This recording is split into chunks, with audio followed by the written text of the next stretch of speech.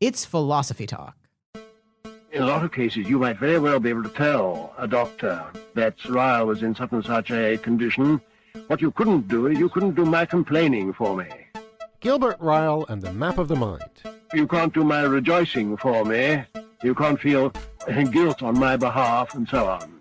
Ryle was a 20th century British philosopher who told us that knowledge is never enough. He famously criticized Cartesianism as a ghost in the machine.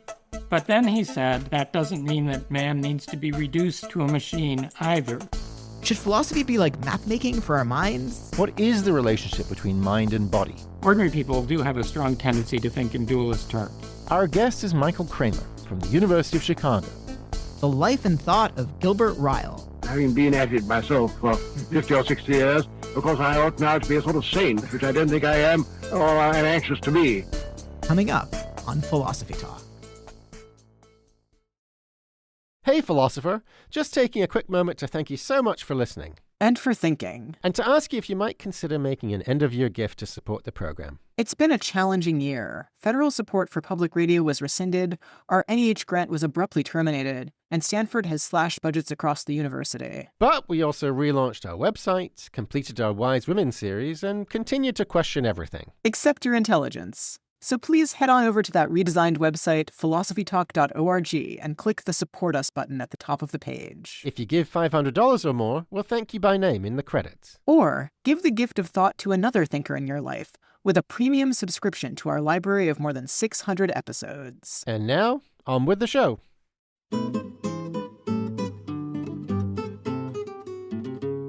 How much can we know about someone else's mind? What's the difference between knowing a fact and having a skill? Can you know what you think before you see what you say? Welcome to Philosophy Talk, the program that questions everything. Except your intelligence. I'm Ray Briggs. And I'm Josh Landy. We're coming to you via the studios of KALW San Francisco Bay Area. Continuing conversations that begin at Philosopher's Corner on the Stanford campus, where Josh teaches philosophy. And at the University of Chicago, where Ray teaches philosophy. Today, we're thinking about the life and thought of Gilbert Ryle, a fascinating philosopher from the mid-20th century. So Ryle had that great idea about category mistakes. He said we're constantly putting concepts in the wrong categories. Oh yeah, I love that. What's your favorite example? Well, here's one from Ryle. You know, he says, look, imagine a tourist coming to campus. He said Oxford, I'm going to say Stanford, right? Some tourist comes to Stanford and asks, where's the university, right? I see the library, I see the philosophy department, I see a bunch of students and professors, but where's the university? Now, Ryle says this tourist isn't getting it. That tourist has put the concept university in the category of buildings, but a university isn't a building. Right, and that's what Ryle thought that people were doing when they were thinking about the mind. So suppose I say, oh yeah, Josh, I see your love for Proust. I see your capacity to think deep thoughts and make great arguments. I see your tendency to get creeped out by horror movies. But where is your mind? That's exactly the same kind of mistake. Okay, but I don't quite get that. I mean, why shouldn't I think that there's a mind just as there's a body? I mean, I get it. There's no such thing as Stanford above and beyond the people and the buildings, but isn't there such a thing as a mind above and beyond, you know, your body? Well, not according to Ryle. He'd say you're too influenced by René Descartes. Descartes thinks, oh, there's a body, which is an extended thing, and then there's this other thing, a mind, which is a thinking thing. Ryle says that's all nonsense. It's a category mistake. A mind is not a thing. But, Ray, weren't you telling me just the other day a mind is a terrible thing to waste? Doesn't that show you think the mind is a thing, too? Oh, haha, very clever. That's just an expression. In reality, your mind is nothing above and beyond your brain. Okay, so if my mind is nothing above and beyond my brain, that means my mind is my brain. But your brain is a thing, so my mind is a thing after all. Okay, let me rephrase. Your mind is a thing a brain does. I don't know, Ray. I just don't get why you keep talking about the brain. Look, a lot of people think we live on after we die, right? I mean, I'm not going to have a brain after I die, but if the Christians are right, I'm going to have thoughts and feelings when I get to heaven. And if I'm reincarnated, as other people think, I'm going to have a different brain, but it'll still be me. So isn't it at least conceivable that the mind is a totally separate thing? Well, yeah, it's conceivable, but it's not true. why not? If you can imagine having your mind without your brain, it must be possible. And if it's possible to have your mind without your brain, then they can't be the same thing. Look, you think it's possible for your soul to go flying up into heaven carrying all your thoughts and feelings and leaving your body behind, but that can't really happen. In reality, thoughts and feelings are inseparable from your body. What do you mean? Well, I think Ryle believes that having thoughts and feelings just means your body is liable to act a certain way. So what it means to say that you like coffee is just that you grab your coffee cup when it's in reach and you drink the coffee and you smile. I don't get that at all, Ray. I mean, let's say I'm hanging out with my Italian friends who are huge coffee fanatics, right? I mean, poor things. Look, I want to fit in with them. So, maybe I drink a little sip of coffee. Maybe I even pretend to like it. I even say delizioso after some disgusting cup of espresso, right? So here I am, I'm grabbing a cup and I'm smiling, but I'm not enjoying it at all. Yeah, but you can't fake it perfectly. The body keeps the score. Does it really though, Ray? I mean, look, if that were true, no one would ever be able to fool anybody, but we see that happening all the time. Our world is full of liars and BSers, and our poor brains just aren't designed to see through them. Our poor brains? Didn't you mean to say, ooh, our poor minds? Oh, you got me there. But still, Ray, I think there's something going on behind my physical actions. Well, maybe our guest will convince you to agree with me. It's Michael Kremer from the University of Chicago, who's written a lot about Ryle. Meanwhile, we sent our roving philosophical reporter to investigate a different side of Ryle's philosophy. Ryle wanted to know which comes first, knowing how or knowing that. Cheryl Kaskowitz files this report. In 1945, Gilbert Ryle gave the presidential address to the Aristotelian Society at the University of London Club. The title was Knowing How and Knowing That. Knowing that refers to knowing the facts about something. Take driving, for example. My name is Mike. I'm going to be your driving instructor. Welcome to our country, okay? My name is Borat. You study the driving manual and learn the rules of the road, so you know things. You do know how to drive a little bit? Yes.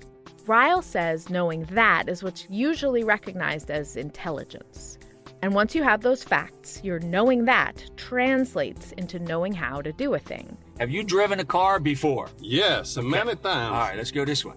So you pass a written test about driving because of your knowing that.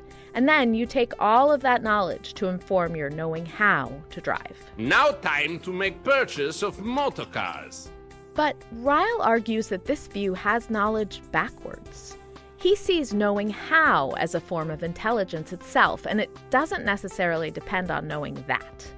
He wrote, "A man's intelligence, or stupidity, is as directly exhibited in some of his doing as it is in some of his thinking. And also, knowledge how cannot be built up by accumulation of pieces of knowledge that. And finally, rules, like birds, must live before they can be stuffed." It's true that knowledge about the rules of the road doesn't always translate to knowing how to drive. I failed my driver's test after acing the written exam, and I know I'm not the only one. Yeah, I definitely studied all the information and everything, and then it took me 3 times to pass the test. That's Becca Burrington from Oakland, California. And the 3rd time, the driver was like, "What is wrong with you? Why are you so nervous?" He's like, "Well, what will not make you nervous?" I'm like, I guess if I sang while I did the driving test. So that's what I did. Becca is a professional musician, a trombonist and a singer. So in a way, the part about singing makes sense. And it actually relates to why I wanted to talk to Becca in the first place. I wanted to get her take as a musician and a music teacher on this question of knowing that versus knowing how. Because if you want to play classical music, there are some basic facts that you need to learn, like what all the symbols on the sheet music mean. This is Becca playing just the notes to this simple piece by Arcangelo Corelli, the way one of her students might start out. She says that understanding even more facts about music's inner workings, like key signatures and scales and chords, definitely does feed into knowing how to play with intelligence. Becca plays it again.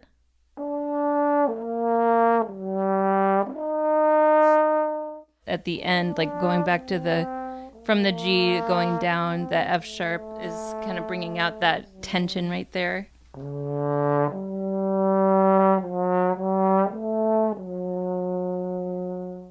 So this fits the knowing that argument that Ryle was fighting against. Knowing that an F sharp is what's called the leading tone in the key of G major, and that that's going to create tension at that point in a piece, is part of what feeds into knowing how to play intelligently.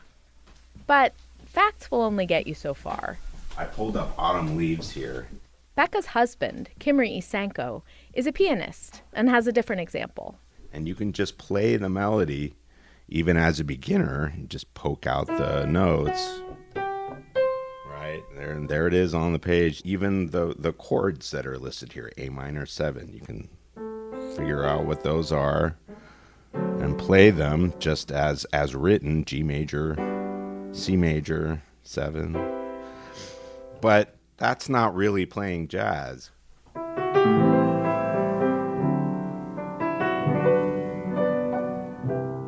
You have to listen to other people play it and see how they approach it and learn how to spell chords in different ways. So there's all these more advanced kind of approaches that you learn mostly by doing, I would argue, than by studying. But it's a combination.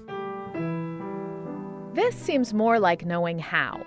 You can know as many facts as there are about music, but it won't help you become an expert. Knowing how is its own thing. And of course, people who learn music by ear seem like the clearest example of knowing how as its own kind of intelligence. I believe when I fall in love with you, it won't be forever. Stevie Wonder doesn't read musical notes, but he composes epic songs and often plays most of the instruments on the recordings. So he certainly knows how to make music. For Philosophy Talk, I'm Cheryl Kaskowitz. Thanks so much, Cheryl. That's such an interesting thing. And I have to confess, I didn't pass my driving test the first time either, but don't tell anybody. I'm Josh Landy. With me is my fellow philosopher, Ray Briggs. And today we're thinking about Gilbert Ryle and the map of the mind. We're joined now by Michael Kremer. He's Professor Emeritus of Philosophy at the University of Chicago and author of many articles on Ryle. Michael, welcome to Philosophy Talk. Thanks. Nice to meet you, Ray, because as you know, I'm no longer at Chicago. I'm retired. And nice to meet you too, Josh. Very nice to meet you, Michael. We're going to start from a question from a listener, Kent in Waco, Texas. Kent writes, I think the criticism of dualism, based on the notion of category mistake, is one of Ryle's major contributions to the mind-body discussion. Michael, can you say a couple of words about that? Well, Josh, you already gave a brief statement about it in the intro. I will say my take on it is a little bit different from yours in this following sense. I think that if we take the example of the university, the problem is not simply that he thinks the university is another building, but he also says the university, and I think it actually helps that he's talking about Oxford, that the university is not another thing like the colleges. It's the way all these things are organized. So there's here an idea of the difference between a collection of things and the structure, the organizational, functional, structure of them all, which is actually how he thinks about the mind. But the problem is to think of something in the wrong way, where there's a background, a picture of us thinking in terms of fundamental categories of things. Yeah, so I want to hear more about the fundamental categories of things. It seems that quite often when I'm making, say, an analogy or a metaphor, I imagine things as being in different categories than they really are. So I say, oh, my love is a red, red rose. And that's kind of fruitful. Does Ryle think that I'm not allowed to do that? So I think metaphor is fine with Ryle. There's a different way he has of thinking about category mistakes, which is that words in our language have a kind of what he calls systematic ambiguity. And this leads us into category mistakes. So yeah, give me an example of a systematic ambiguity. The word thing. So in the dialogue between you and Josh was insisting that the mind is a thing. And what Ryle would say is where it's a thing, but not in the same sense of the word as the body or the brain is a thing. The word thing doesn't mean the same thing in those two different cases.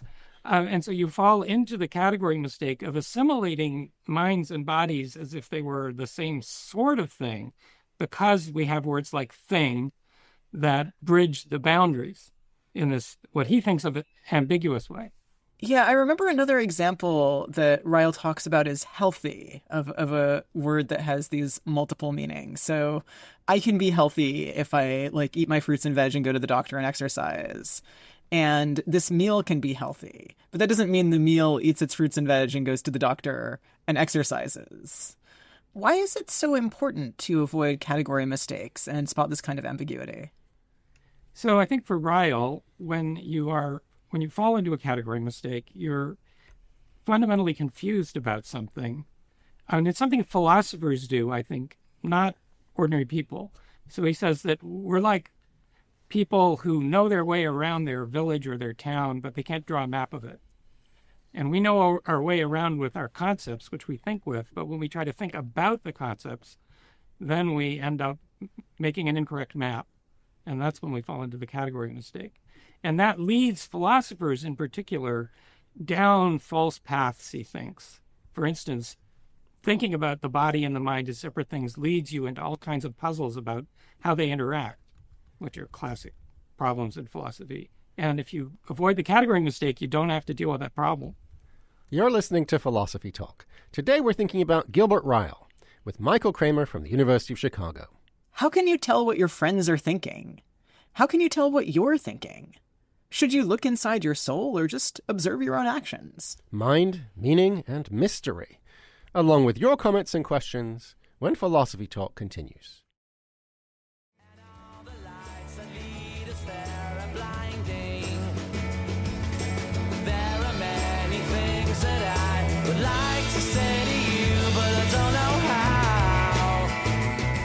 You know that there are many things you'd like to say, but you just don't know how. What's the difference? I'm Josh Landy, and this is Philosophy Talk, the program that questions everything.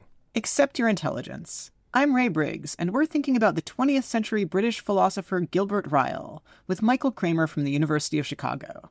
Got questions about how you know what you know? Email us at comments@philosophytalk.org. Or you can comment on our completely revamped website. And while you're there, you can become a subscriber and map your mind into our library of more than 600 episodes. So, Michael, you were telling us about how Ryle thought that philosophers were sort of making maps of concepts that we had. Can you tell us a little bit more about how that works? Well, it's a metaphor, obviously. But I think he wants to say that we can think of a concept as connected to all kinds of other concepts in all kinds of ways. One concept leads to another, implies another, or two concepts contradict each other, for example. And so knowing the place of a concept in the map in part consists of knowing how all of these things hang together in these logical ways. And the problem, to go back to the problem of category mistakes, is that if you treat two concepts that don't belong in the same space as if they were in the same space, he thinks you'll run into absurdities. One thing about sort of concepts, if I think about like them as like geographies that I live in, different people live in kind of different places. So my concept of a mind might be really tied to, I don't know, feeling my feelings, and somebody else's concept of a mind might be really tied to, I don't know, intellectualizing about math. What happens when there are just multiple versions of a concept floating around and different people glom onto different ones? This relates to an objection to Ryle, and not only Ryle, but the whole school of philosophy that he was commonly thought to be a part of, often called ordinary language philosophy, that it privileges one perspective. Sometimes you could say the perspective of people who went to private English schools and then, went to Oxford or Cambridge and then spent their time in the senior or junior and then senior common rooms of those places. So how do we know? I mean, Ryle relies on a sense of what, as it were, we would say. And how do we know that there is a we that encompasses all of that? But maybe one could say there might be something that kind of runs through all the things we say when we talk about the mind, and we try to capture that. Yeah, I mean, there's a side of the metaphor I like a lot, which is, if we think of philosophy as just drawing a map, then what's implied by that is that, the non-philosophers are not ignorant, right? So if you think about the metaphor of the map, Someone who's lived in one place their whole life may not be able to draw a map for you. They may or may not, but they know their way around much better than you do. And so there's something democratizing about that, right? In his book, The Concept of Mind, Ryle says that the arguments in the book, he says, are intended not to increase what we know about minds, but to rectify the local geography of the knowledge we already possess. And I love that. I think there's something very inspiring about that. The question I have is about the first part of that quote, where he says, I'm not trying to increase our knowledge. That's a really interesting way of doing philosophy, right? All I want to do is clarify. I don't want to discover or create new knowledge. Why not? Why shouldn't Ryle hope to give us insights that we didn't have before? Well, I think when you say knowledge and then you say insights, I mean, there are different things we could mean. Wait, here. am I in danger of confusing terms? Uh-oh. I feel the spirit of Ryle looking over my shoulder. I mean, I think he would. I would like to say that there is an outcome that he hopes to get from this, which is something like self-understanding, if I can put it that way. We come to understand what we were already capable of doing, but we come to have a clearer understanding of it. And at the end of the preface, from which you were kind of looking at, the introduction to the book, he says that he's primarily interested in curing diseases of which he himself is a victim. So there's a sense in which it's an exercise in trying to understand my own conceptual powers. So I want to go to like Ryle's therapy room to rectify my errors about the mind. And I know what I'm not supposed to do. I'm not supposed to think, oh, there's one thing that's over here that's the body, and there's another substance that's over here that's like the mind. What does he think I should think? There, I think Ryle has a very complicated... he doesn't ever tell you that, except in a few places. He gives very summary statements. But he says his view of the mind is, as I said before, something like, when we talk about the mind, we're talking about the patterns that organize human lives, thought of as something like, in the terms of Aristotle, the lives of a rational animal. So he uses terminology like disposition to talk about this, but he also uses much more homegrown terminology, like we have what he calls tendencies and capacities, and these tendencies and capacities are exhibited in our lives. So we've got tendencies and capacities, right? So, for example, you put a cup of tea in front of me, I have a tendency to take a delicious sip. I have capacity, I guess, to use language and things like that. Is there also a kind of organization component? You were saying earlier in regards to the university that it's not just students, professors, buildings, and so on. It's the organization of all of those things. Is there something analogous with the mind? Good question. So, I mean, he often tends to think of the mind simply as the sum of these tendencies and capacities, but there is something here which I think is maybe relevant. This is connected up with the question of knowing how. And I tend to think that recently, some people have written about this in connection with Ryle besides me, but people often don't fully get what he wants to say about that. But I think it's broader, that when we know how to do something for Ryle, I know how to cook, for instance, then there is an element of what he calls self-regulation involved. When I know how to cook, it's not just that I follow a recipe, it's that I can innovate, and as I innovate, I can notice what works and what doesn't work, and I can correct or improve in the light of that. So wait, what if I'm just a really, I don't know, boring cook? Like I can make pasta, it's the one thing I can do. Do I not count as knowing how to cook until I can innovate?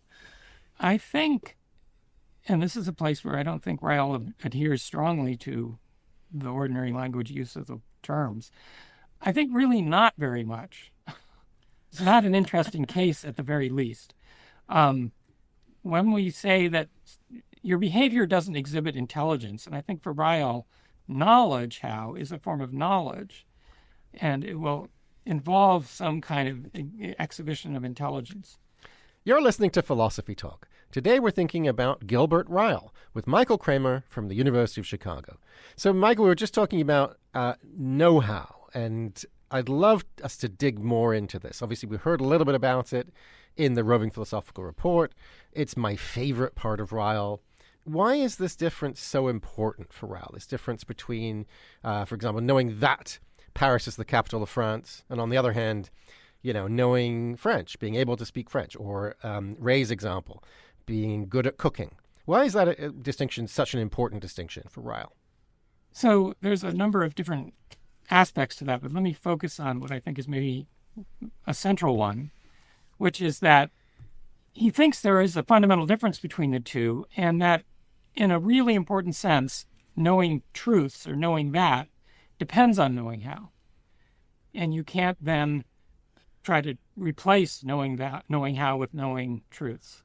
And even in the case of, he says, maybe the paradigmatic people who know that, experts in, let's say, mathematics or history or science, what they depend upon is a knowing how, which is not a matter of just more knowing that. They have to know how to prove things in mathematics. They have to know how to conduct an inquiry. They need to know how to collect historical data and construct a historical narrative out of it. So wait, but suppose somebody just tells me, Main Street is over there, and they point. I think I know that Main Street is over there. I don't think I need any significant know-how to understand what they said, do I, or do I? I mean, I think Ryle would agree with that, actually. And I think he thinks that's one of the fundamental differences between knowing that and knowing how. Because you can't know how to cook, he thinks, by just being told, do this. You need to practice. And so that's the fundamental thing that's involved in know-how. You need to practice, and that's where the self-regulation comes in. I mean, look, in your example, Ray, you ask someone, where is Main Street?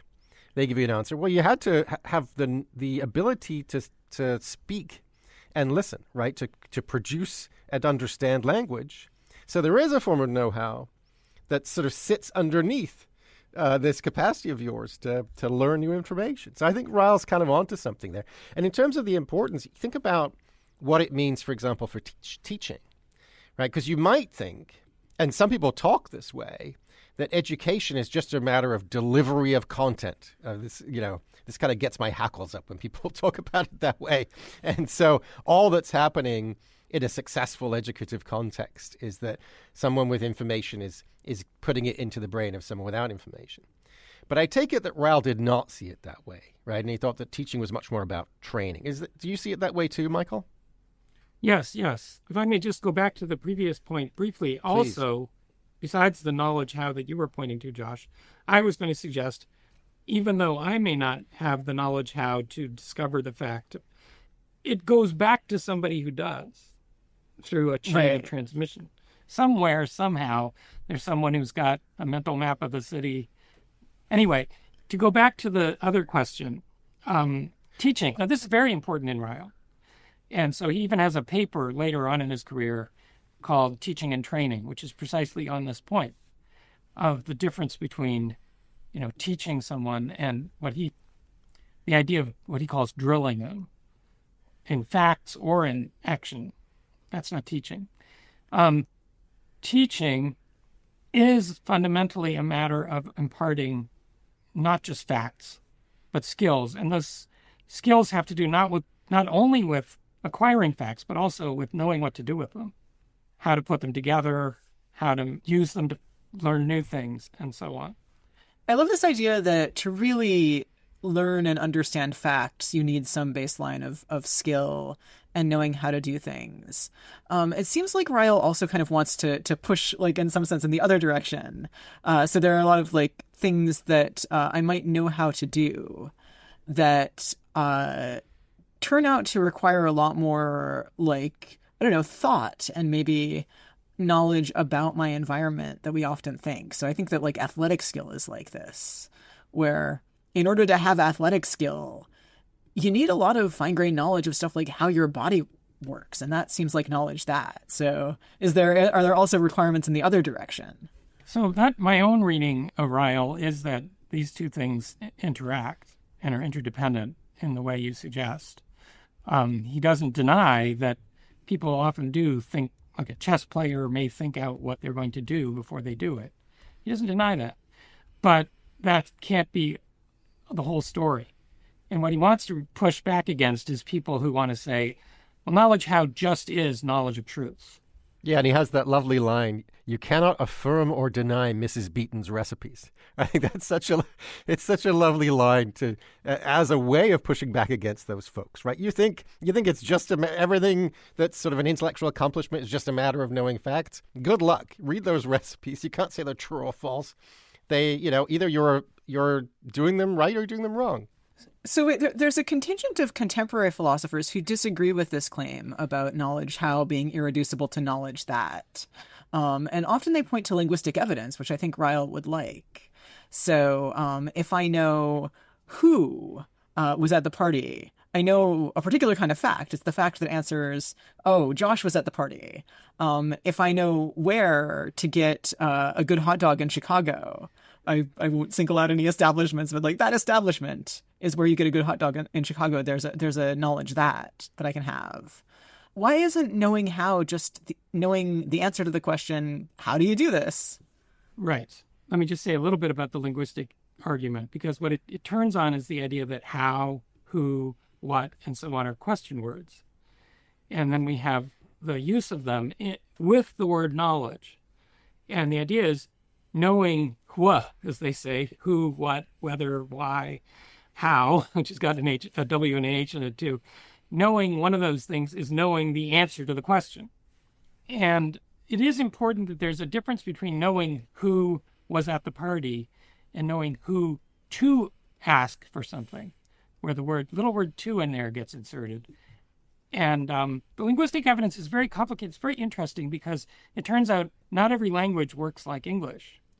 And this point's been made not by other philosophers, but French, for example, you don't use the word how when you want to talk about knowing how to do something. You just say knowing to do it. Right. Or savoir-faire, These are sensible languages. What is this English nonsense? I totally agree with you. And, I think Ryle's really onto something. And we talked a moment ago about the example of teaching. Another really important example he gives is virtue, ethics, being good, right? He has that essay, Can Virtue Be Taught?, where he says essentially that virtue requires know-how, requires a certain kind of skill. And then there's even perception. That's something I wanted to ask you. If I understand Ryle correctly, he's suggesting that even smelling or tasting or hearing can be a form of know-how. I can get better at it. Is that right? So I'm actually not sure about what to say about Ryle on perception, but let me go back to virtue for just a moment. Absolutely. Because I think virtue and skill are similar for Ryle in an important sense because they're acquired by doing the thing. This is an Aristotelian idea. You become virtuous by being made to do the right thing, perhaps by your parents or by others. And you become skilled by doing the thing. But I don't think they're exactly the same. And this goes to this thing I was talking about tendency and capacity. Because he would say to be virtuous is just to tend to act in a certain way, whereas capacity is a piece of knowledge. And in that essay, Can Virtue Be Taught?, he actually makes the point that virtue is not exactly the same as knowledge, even knowledge how, because knowledge how can be misused, but virtue cannot be misused. So if you know how to be honest, you can use that knowledge to scam somebody. Right. So your motivation required, right? It's know-how. Knowledge is not enough. Know-how is not enough. You also need the right kind of orientation. Yeah, because virtue is, according to him, a matter of what kind of person you are, and that's going to involve what you care about. You're listening to Philosophy Talk. Today we're thinking about 20th century British philosopher Gilbert Ryle with Michael Kremer from the University of Chicago. Should neuroscience change the way we understand the mind? Can you get better at hearing, smelling, and tasting? Could being moral be a skill? Changing our minds about our minds. Plus, commentary from Ian Scholes, the 60-second philosopher, when Philosophy Talk continues.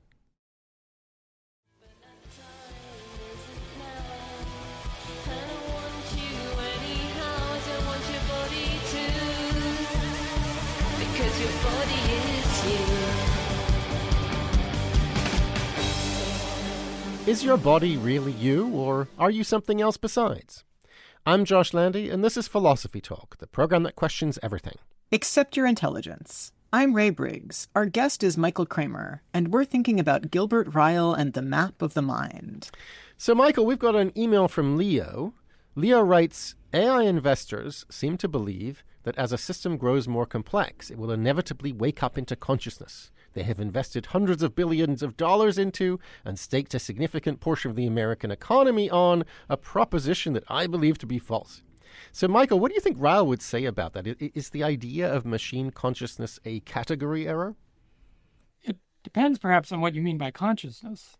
There are a couple of different things we could mean. One is qualitative experience, feeling things to be a certain way. Another is, for example, self-awareness, being able to say what it is that you're thinking, for example. And those are quite different. And at least the first one, Ryle doesn't actually care about very much, surprisingly enough. I mean, animals, even perhaps insects, have that. And that's not what he thinks of as the mind.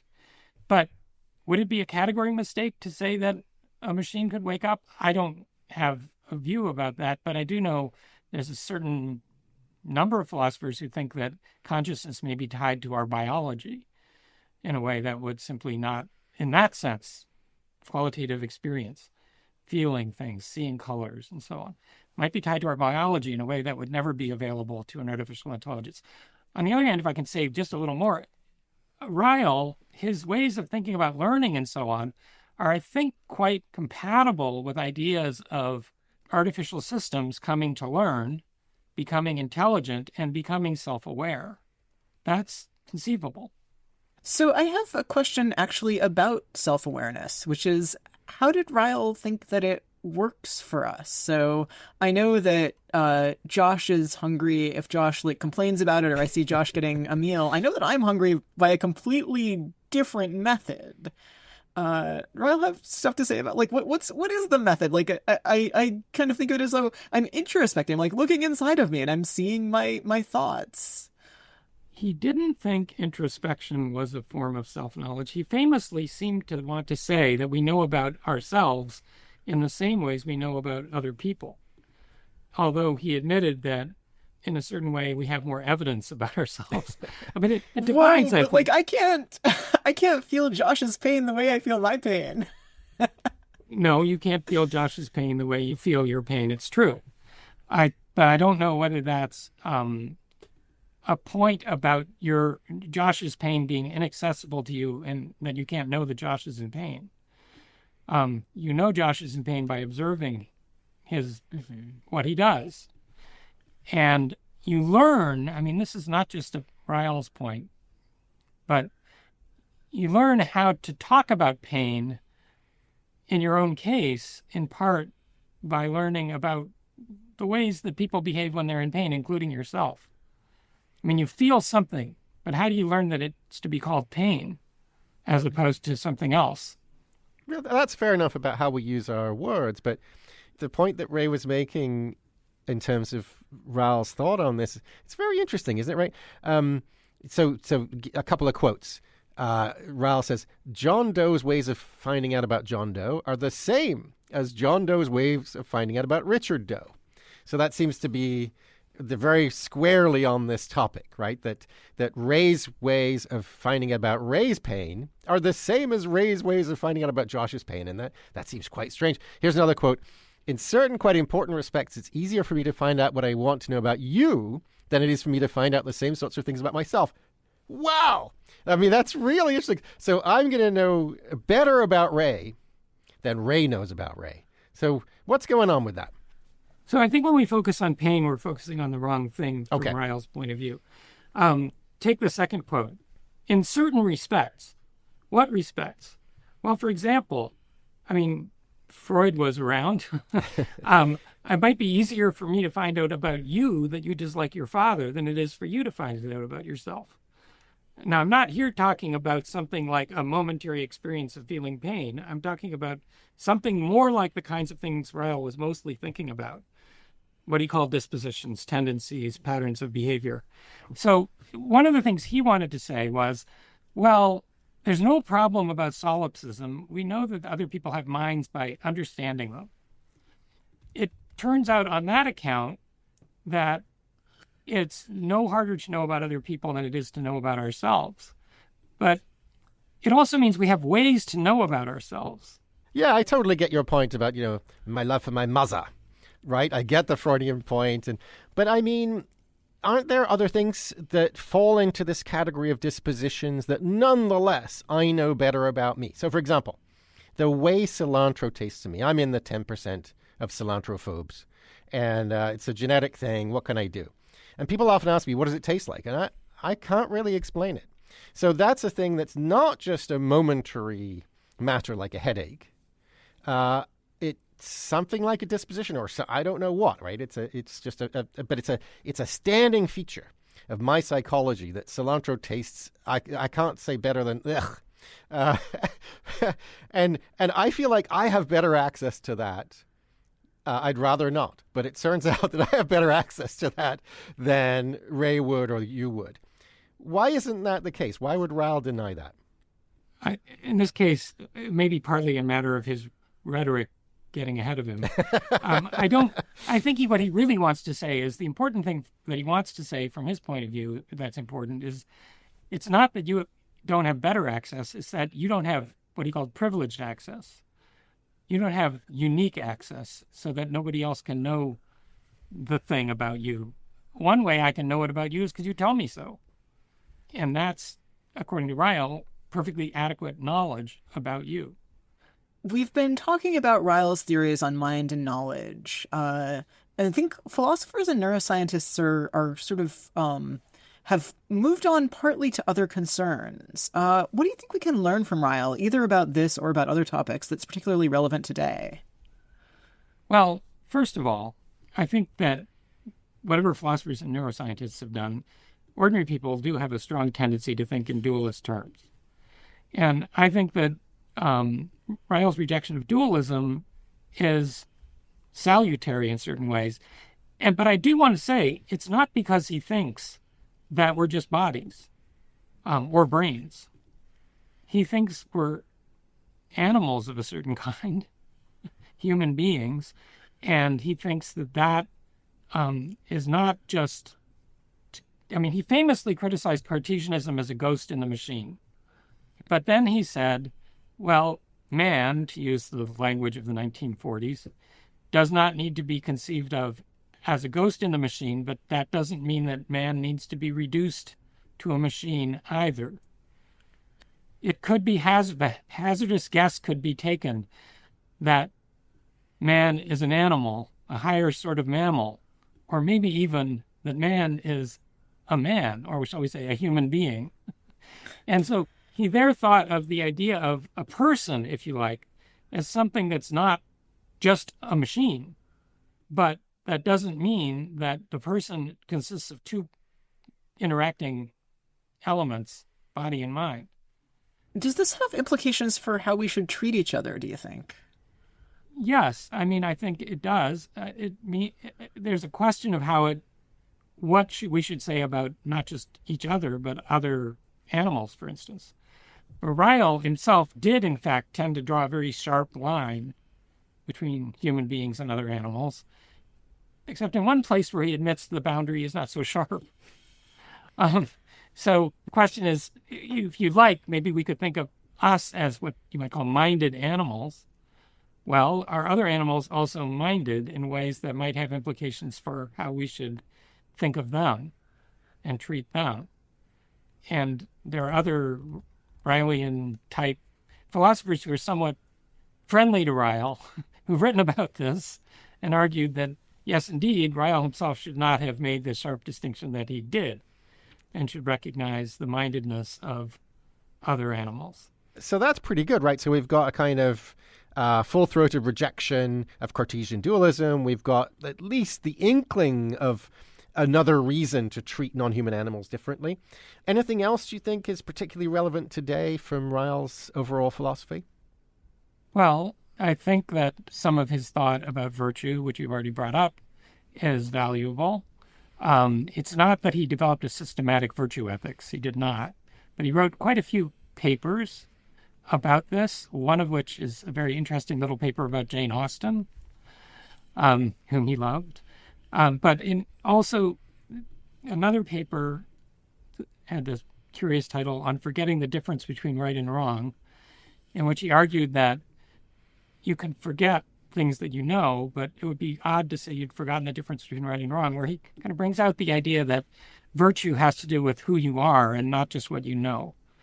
And I think this idea of cultivating virtue is a valuable thing to develop. Well, Michael, that is a wonderful place to end our conversation. Thank you so much for joining us today. You're welcome. I enjoyed it. Thank you. Our guest has been Michael Kremer, Professor Emeritus of Philosophy at the University of Chicago and author of many wonderful articles on Ryle. So, Ray, what are you thinking now? Well, I think I'm going to try to cook mindfully so that I am exercising my skill in cooking this week. And I think I'm going to try to be a virtuous person so that I'm both exercising my know-how and living by the know-how that I should be. And I'm going to try not to forget what I know about virtue. That's such an interesting thought and a slightly scary one. We're going to put links to everything we mentioned today on our completely revamped website, philosophytalk.org. And while you're there, you can subscribe to our feed for free. Or you can support us with a premium subscription and question everything in our library of more than 600 episodes. Now, I know that this guy talks fast, but I don't know how. It's Ian Scholl's The 60-Second Philosopher. Ian Scholl's in 1949, philosopher Gilbert Ryle released his opus, The Concept of Mind, and this became the nemesis of what we call dualism. Well, many still find dualism useful in thinking about the mind-body problem, but Ryle thought dualism suffered from a misapprehension of its ingredients. He called it a category mistake. There's assuming that mind and body are utterly apart when in fact they feed on each other as one thing. Vampire and victim, maybe, giving us both sense and rot in the same timeline, which I guess is kind of a Manichaean view of things. Fire and ice, as Robert Frost put it. How the world will end, choice-wise. Ryle also said, sarcastically, that the mind-body problem required the dogma of the ghost in the machine. But the thing is, by the time I first heard the term ghost in the machine, it had become shorthand for certain techno or sci-fi thrillers, also Pinocchio or Frankenstein or The Matrix, in which the inanimate is given a human spirit, which always leads to trouble.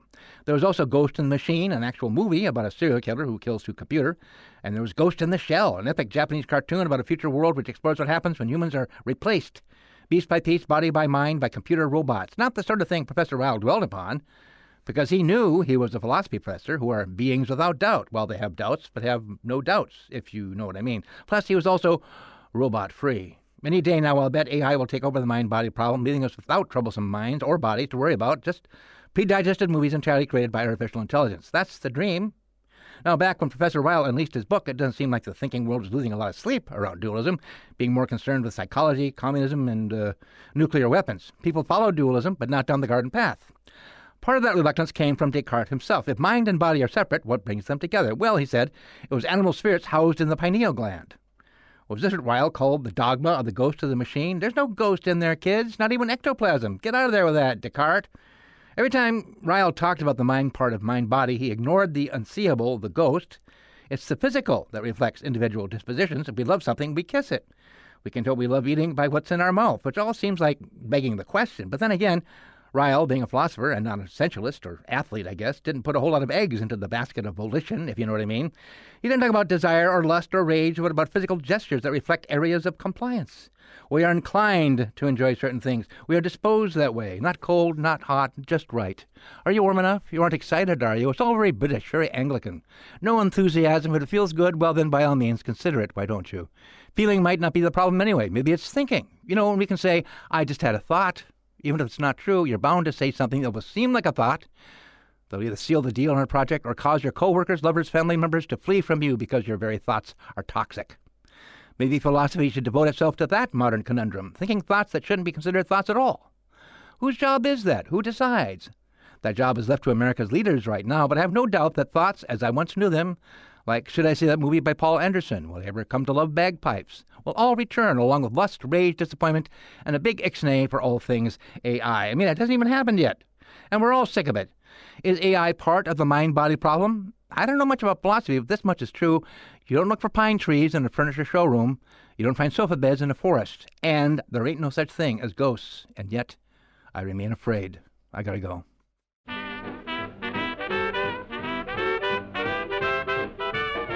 Philosophy Talk is a presentation of KALW San Francisco Bay Area and the trustees of Leland Stanford Junior University. Copyright 2025. Our executive producer is James Cass. The senior producer is Devin Strolovich. Laura McGuire is the Director of Research and Advancement. Thanks also to Merle Kessler, Angela Johnston, Karen Ajluni, Steve Choi, and Linda Fagan. Special thanks to Emma Lozman-Plum, Michael Aparicio, Tom Lockhart, Matt Porter, and John Lehman. Support for Philosophy Talk comes from various groups at Stanford University and from the members of KALW Local Public Radio San Francisco, where our program originates. The views expressed or misexpressed on this program do not necessarily represent the opinions of Stanford University or of our other funders. Not even when they're true and reasonable. The conversation continues on our website, philosophytalk.org, where you can become a subscriber and question everything in our library of more than 600 episodes. I'm Ray Briggs. And I'm Josh Landy. Thank you for listening. And thank you for thinking. Grok Squad has the lead, and it looks like Ghost in the Machine may have to change his name to Toast in the Machine.